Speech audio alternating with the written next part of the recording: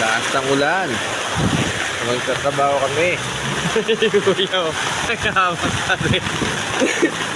Hindi mo ba eh? Ito po, mahirap ka na yun. Lakas ang ulan. Ito kami nagsisilong. Kaya ang trabaho namin dito. Habang umulan. Sabi ng foreman. Oh my God!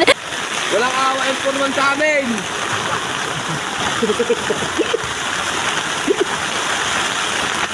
Dapat tumapunod, palitan na yan.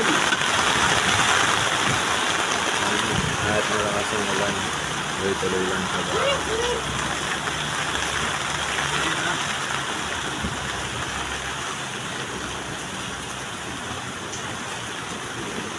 Yan pa po.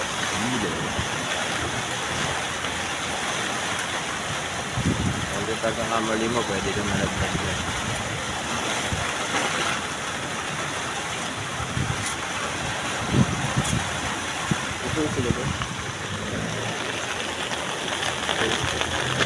Ay, kusoy.